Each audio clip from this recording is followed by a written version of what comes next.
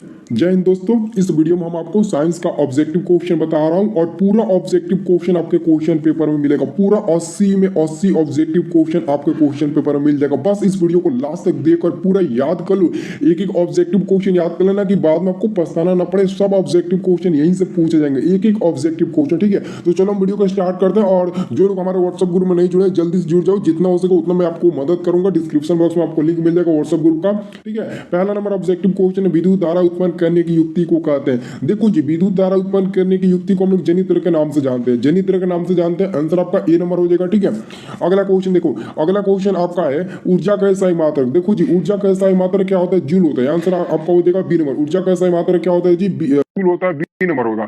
अब देखो जी अगला क्वेश्चन, अगला क्वेश्चन, निम्न में किसका अर्थ जल होता है? निम्न में किसका अर्थ जल होता है? तो देखो जी, हाइड्रो का अर्थ होता है जल। आंसर आपका डी नंबर होगा। हाइड्रो का मतलब ही होता है जल। ठीक है, निम्न में किसका अर्थ जल होता है? तो हाइड्रो का अर्थ होता है जल। आंसर आपका डी नंबर होगा। अब देखो जी अगला क्वेश्चन, अगला क्वेश्चन 4 नंबर है कि निर्वात में प्रकाश की जाल क्या होती है? देखो जी, निर्वात में प्रकाश की जाल 3 × 10⁸ मीटर पर सेकंड होती है, लेकिन सबने 3 × 10⁸ मीटर दिया है, 8 दिया है, लेकिन यूनिट चेंज हो गया। तो आप लोग याद रखना मीटर पर सेकंड होता है। ठीक है, मीटर पर सेकंड वाला। अब देखो अगला क्वेश्चन है, परिवर्तन के नियम से क्या आधारित होता है? देखो जी, परिवर्तन का नियम से आधारित होता है कि आपतन कोण जो होता है ना, वो परिवर्तन कोण के बराबर होता है, यानी कि कोण आई बराबर होगा कोण आर के। ये आप लोग पढ़े होंगे। ठीक है, तो अगला क्वेश्चन है, लेंस में मुख्य फोकस की संख्या होती है। देखो जी, लेंस में मुख्य फोकस की संख्या क्या होती है? 2 होती है। याद रखना, लेंस में मुख्य फोकस की संख्या कितनी होती है? 2 होती है। आंसर आपका ए नंबर मिल जाएगा। अब देखो अगला क्वेश्चन, अगला क्वेश्चन से आपका ताप बढ़ने से चालक का प्रतिरोध। देखो जी, ताप बढ़ने से चालक का प्रतिरोध भी बढ़ता है। अगर ताप बढ़ेगा तो चालक का प्रतिरोध भी बढ़ेगा। ठीक है, अब देखो अगला क्वेश्चन, अगला क्वेश्चन आपका है, अगला क्वेश्चन देखो कितना इंपोर्टेंट है। अगला क्वेश्चन आपका 8 नंबर है। 8 नंबर क्वेश्चन है, साग सब्जियों का विघटित होकर कंपोस्ट बनना किस प्रकार की अभिक्रिया है? आपका उष्माक्षेपीय अभिक्रिया हो जाएगा।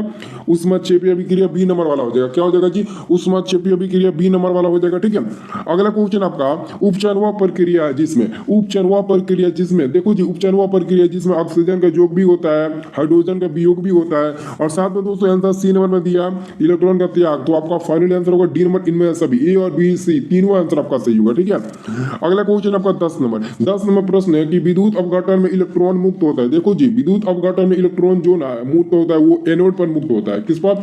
एनोड पर मुक्त होता है। ठीक है, चलो अगला क्वेश्चन 11 नंबर। 11 नंबर क्वेश्चन है, सक्रियता श्रेणी में सबसे अधिक अभिक्रियाशील धातु। सबसे अधिक क्रियाशील धातु क्या? सोडियम। सोडियम हो जाएगा। आंसर आपका बी नंबर होगा। ठीक है, अगला क्वेश्चन आपका एल्काइन श्रेणी में सदस्यों का सामान्य सूत्र। एल्काइन, देखो जी, एल्काइन में -2 हो जाएगा।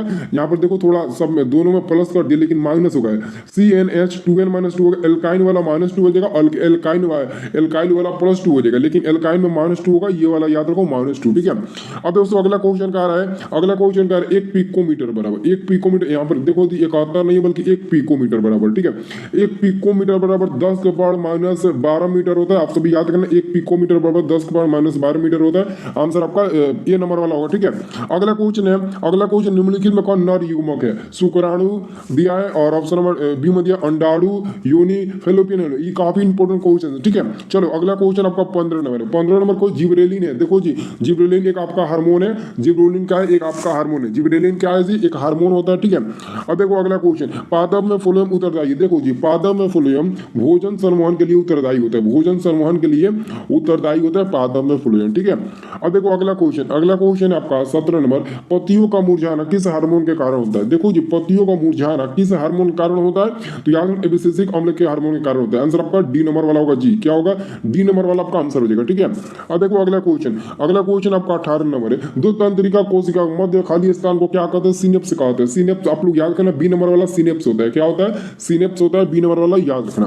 अब देखो अगला क्वेश्चन, अगला अलैंगिक जनन मुकुलन द्वारा होता है। अलैंगिक जनन मुकुलन द्वारा किस में? इसमें या में? फटाफट बताओ कमेंट करके। ये क्वेश्चन काफी जबरदस्त क्वेश्चन एग्जाम में आने वाला। ठीक है, अगला क्वेश्चन आपका समतल दर्पण द्वारा बना प्रतिबिंब होता है। देखो जी, समतल दर्पण द्वारा जो प्रतिबिंब बनता है वो हमेशा काल्पनिक ही बनता है, हमेशा काल्पनिक बनता है। आंसर आपका 20 का ए नंबर मिल जाएगा। ठीक है, अगला क्वेश्चन देखो, अगला क्वेश्चन से आपका निकट दृष्टि दोष को दूर करने के लिए किस लेंस का व्यवहार होता है? तो निकट दृष्टि दोष को दूर करने के लिए हम लोग अवतल लेंस का व्यवहार करते हैं, अवतल लेंस यानी कि बी नंबर, ठीक है। अगला क्वेश्चन है मानव नेत्र में किस प्रकार का लेंस पाया जाता है जी? तो मानव नेत्र में उत्तल लेंस पाया जाता है जी, आंसर आपका ए नंबर का उत्तल लेंस पाया जाता है जी, ठीक है। चलो अगला क्वेश्चन देखो, अगला क्वेश्चन आपका 23 नंबर क्वेश्चन आपका है कि विभवांतर मापने वाले यंत्र को कहा जाता है? देखो जी, विभवांतर मापने वाले यंत्र को हम लोग वोल्टमीटर के नाम से जानते हैं। किसके नाम से? वोल्टमीटर के नाम से जानते हैं। एक एक प्रश्न आपका लड़ेगा, एकदम याद कर लेना, जितना हो सके उतना आप लोग वीडियो को शेयर करें, चैनल को सब्सक्राइब भी कर लेना, ठीक है। और एक और बात, आप लोग व्हाट्सएप ग्रुप में जरूर ज्वाइन होना, जितना हो सके उतना मैं आपको मदद करूंगा। 24 नंबर क्वेश्चन है आपका, अमीटर को विद्युत परिपथ में कैसे जोड़ा जाता है? उसको श्रेणी क्रम यानी कि सीरीज में जोड़ा जाता है। इंग्लिश में सीरीज बोलते हैं, हिंदी में श्रेणी क्रम, ठीक है। तो अमीटर को विद्युत परिपथ में कैसे जोड़ा जाता है? श्रेणी क्रम में जोड़ा जाता है, ठीक है। अब देखो अगला क्वेश्चन है विद्युत धारा का SI मात्रक। देखो जी, विद्युत धारा का SI मात्रक क्या होता है जी? विद्युत धारा का SI मात्रक एम्पियर होता है, आंसर आपका डी नंबर होगा, एम्पियर होता है। क्या होता है जी? एम्पियर होता है। विद्युत धारा का SI मात्रक एम्पियर होता है, आंसर आपका डी नंबर मिल जाएगा, ठीक है। अगला क्वेश्चन है 26 नंबर। 26 नंबर क्वेश्चन है किस लेंस के द्वारा सिर्फ काल्पनिक प्रतिबिंब बनता है? देखो जी, सिर्फ काल्पनिक प्रतिबिंब आपका अवतल लेंस के द्वारा ही बनता है, ठीक है। लेंस में कह रहा है तो अवतल। अगला क्वेश्चन है कॉपर ऑक्साइड प्लस H2 ये आपस में अभिक्रिया किया तो कॉपर प्लस जल का निर्माण किया, ये एक प्रकार का ऑफ चयन अभिक्रिया, ऑफ चयन अभिक्रिया, आंसर बी नंबर पर टिक लगाना, ठीक है। अगला क्वेश्चन आपका 28 नंबर। 28 नंबर प्रश्न है कि इलेक्ट्रॉन के स्थानांतरण से बने यौगिक कहलाते हैं। इलेक्ट्रॉन के स्थानांतरण से बने यौगिक विद्युत संयोजी कहलाते हैं, आंसर आपका बी नंबर का विद्युत संयोजी कहलाते हैं, ठीक है। चलो बच्चों अगला क्वेश्चन देखो, अगला क्वेश्चन से पीतल उदाहरण है। देखो जी, पीतल एक मिश्र धातु होता है, सब लोगों को याद होगा पीतल एक मिश्र धातु होता है। इसको एकदम जवान पे बिठा लेना, ये क्वेश्चन एकदम आएगा तो पक्का जल्दी से सबसे पहले इसी क्वेश्चन को पेंट करना, ठीक है।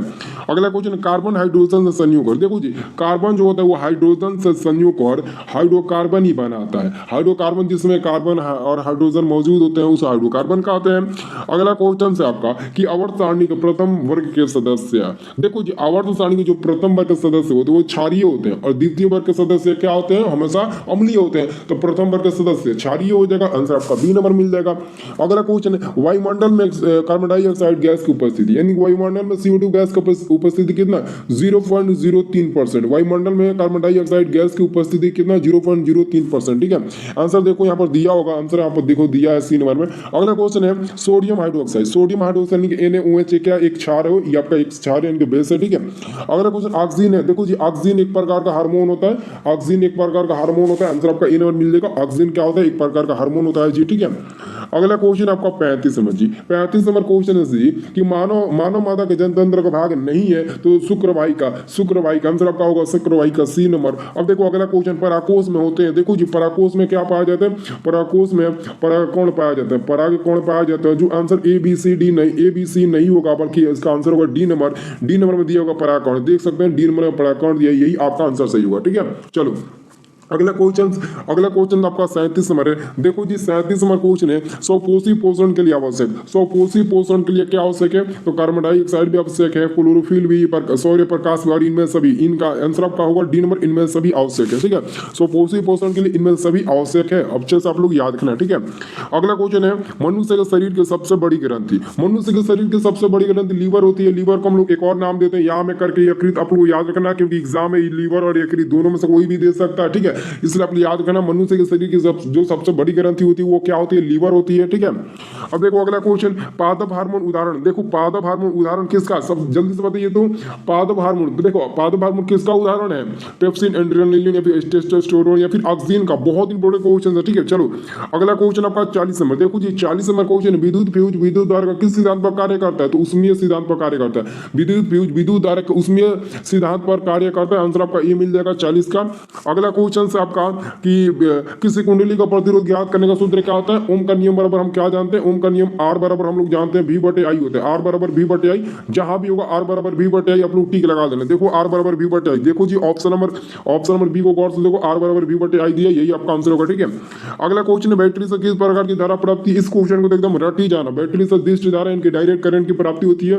बैटरी से हमेशा DCN की डायरेक्ट करंट की प्राप्ति होती है, ठीक है। चलो अगला क्वेश्चन दाढ़ी बनाने में किस प्रकार के दर्पण का उपयोग किया जाता है? देखो जी, दाढ़ी बनाने में जब आप लोग सैलून की दुकान में जाते हो अपना बाल कटवाने, दाढ़ी बनवाने, तो वहां पर आपके सामने एक मिरर लगा होता है, आईना लगा रहता है। उसी आईने को हम लोग क्या बोलते हैं हम लोग वहां पर आपका अवतल दर्पण है, वहां पर अवतल दर्पण आपका लगा हुआ होता है, ठीक है। अगला क्वेश्चन है विभवांतर का SI मात्रक होता है। देखो जी विभवांतर का SI मात्रक क्या होता है, वोल्ट होता है। वोल्ट होता है जिसको हम लोग कैपिटल VOLT ऐसे लिखते हैं, वोल्ट। वोल्ट विभवांतर का SI मात्रक होता है, सब लोग याद रखना, ठीक है। अगला क्वेश्चन, प्रकाश के अपवर्तन के कितने नियम होते हैं। देखो जी प्रकाश के अपवर्तन के 2 नियम होते हैं, याद रखना। प्रकाश के अपवर्तन के भी 2 नियम होते हैं और प्रकाश के परिवर्तन के भी दो ही नियम होते हैं। दोनों क्वेश्चन पूछेगा प्रथम पाली और द्वितीय पाली में, ठीक है, याद रखना। अब देखो अगला क्वेश्चन है श्वसन किस प्रकार की अभिक्रिया। श्वसन एक ऊष्माक्षेपी रासायनिक अभिक्रिया होगा जी, ऊष्माक्षेपी रासायनिक अभिक्रिया को श्वसन एक प्रकार का ऊष्माक्षेपी रासायनिक अभिक्रिया है। भोजन का पाचन उपचयन रासायनिक अभिक्रिया कहलाएगा, लेकिन श्वसन एक ऊष्माक्षेपी रासायनिक अभिक्रिया कहलाएगा। गलती मत करना। कौन विद्युत का सर्वोत्तम सुचालक है, चांदी। चांदी विद्युत का सबसे सर्वोत्तम सुचालक होता है, ठीक है। चलो अगला क्वेश्चन है आवर्त सारणी का उदयग्रह स्तंभ को कहा जाता है। आवर्त सारणी का उदयग्रह स्तंभ को हम लोग वर्ग के नाम से जानते हैं, क्योंकि 18 वर्ग होते हैं आधुनिक आवर्त सारणी में, आपको याद होगा, ठीक है। अगला क्वेश्चन है निम्नलिखित में कौन उपधातु देखो एसबी देखो ऑप्शन में डी होगा। एसबी एक उपधातु होता है, ठीक है। अगला क्वेश्चन पीतल है। देखो जी पीतल एक मिश्र धातु होता है, जो क्वेश्चन 2 बार रिपीट हो गया। पीतल एक मिश्र धातु होता है, आंसर C नंबर होगा, ठीक है। अब देखो जी अगला क्वेश्चन काफी जबरदस्त है। क्वेश्चन है आपका अम्लीय विलयन का पीएच मान होता है। देखो जी अम्लीय विलयन का जो पीएच मान होता है वो क्या होता है, 7 से कम होता है। क्या होता है जी, 7 से कम होता है। अम्लीय विलयन का पीएच मान क्या होता है, 7 से कम होता है। क्या होता है जी, अम्लीय विलयन का पीएच मान 7 से कम होता है मेरे दोस्त, 7 से कम होता है, ठीक है। चलो अगला क्वेश्चन सरलतम हाइड्रोकार्बन। देखो सबसे सरलतम हाइड्रोकार्बन मीथेन होता है। क्या होता है जी, मीथेन होता है, जिसका अणु सूत्र CH4 होता है, CH4 मीथेन, ठीक है, याद रखना मीथेन का अणु सूत्र। अगला क्वेश्चन है कुटपाद किस में पाया जाता है। देखो जी कुटपाद जो पाया जाता है अमीबा में पाया जाता है। कुटपाद अमीबा में पाया जाता है, आंसर 53 का आंसर याद रखना C नंबर होगा, ठीक है।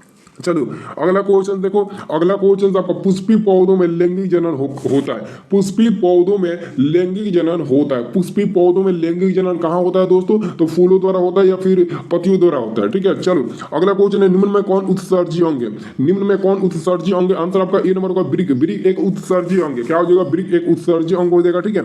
अगला क्वेश्चन आपका शुक्राणु बनता है। शुक्राणु कहाँ बनता है दोस्तों, शुक्राणु यहाँ पर तो ये ऑप्शन दिया ही नहीं है। शुक्राणु कहाँ बनता है, वृषण में न बनता है, वृषण जो ऑप्शन भी नहीं दिया, ठीक है।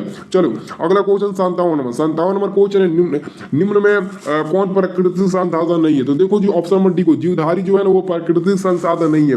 जीवधारी प्राकृतिक संसाधन नहीं है।